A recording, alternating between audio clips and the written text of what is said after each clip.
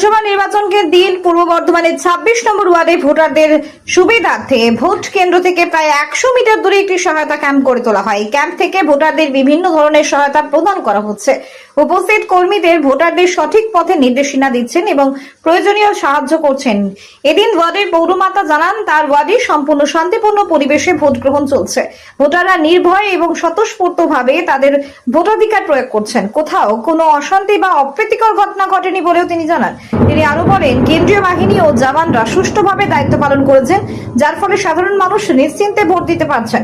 বিশেষ করে বয়স্ক এবং প্রতিবন্ধী ভোটারদের জন্য কর্মীরা এগিয়ে এসে সহযোগিতা করছেন, যাতে তারা সহজেই ভোট কেন্দ্রে পৌঁছাতে পারেন।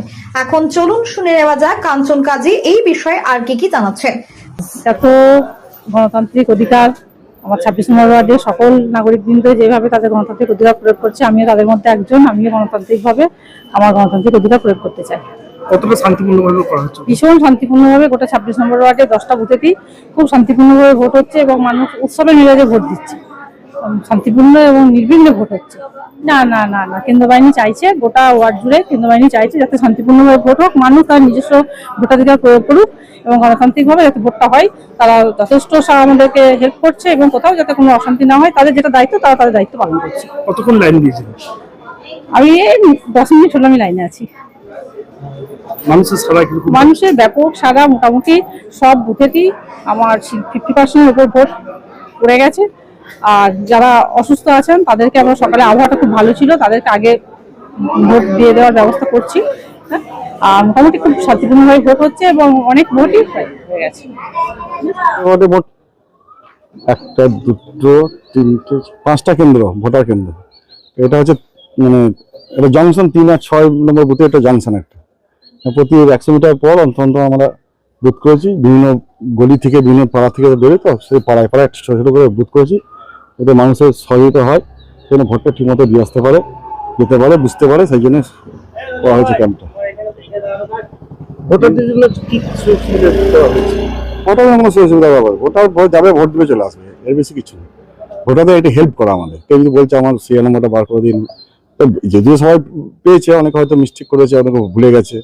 আমরা জানতে চাইছি আমরা যে কত লোক ভোট দিলে এখনো পর্যন্ত, পোল অফ ভোট পার্সেন্টেজটা আমার জানার জন্য আমরা দেখতে চাইছি যে কারা কারা যাচ্ছে ভোট দিতে, কত পার্সেন্ট ভোট পড়লো এখনো পর্যন্ত। এটা নিয়ে আমরা ক্যাম্পটা করেছি বিভিন্ন জায়গায়।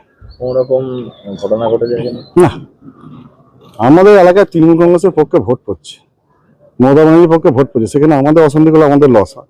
আর অশান্তি করবে কেন? আমরা গণতন্ত্র ইপিপি মানি, আমাদের মমতা ব্যানার্জি সে শিক্ষা দিচ্ছেন, তার আদর্শ অনুযায়ী থেকে আমরা যা নিয়ম কানুন আছে তার মধ্যে থেকে ভোট যে শান্তিপূর্ণ করে তারই চেষ্টা করছি। বুথে এজেন্ট দিয়েছে? হ্যাঁ, বিজেপি বুথে এজেন্ট দিয়েছে বা সিপিএম? কৃষি বুথে দিয়েছিল, এখন তো দেখছি এখন এজেন্টগুলো নেই বোধ হয়, হয়তো টিভি করতে এজেন্ট জানি না এখন।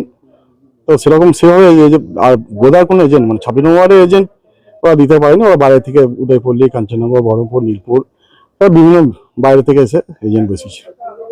তাই পায় নাকি, যেখানে এজেন্ট পায় না, যারা খুঁজে এজেন্ট বসাতে পারছে না, তারা ভাবছে বাংলা জয় করবো, বাংলা মনীষীদের অপমান করে, বাংলা সংস্কৃতিকে অপমান করে, ঐতিহ্য অপমান করে, বাংলার মানে রবীন্দ্রনাথ ঠাকুরের এবং নজরুল ইসলামের পাশাপাশি দুটো মূর্তি ছিল, সেটা সিআরপিএফ ঢেকে দিচ্ছে নির্বাচন কমিশন।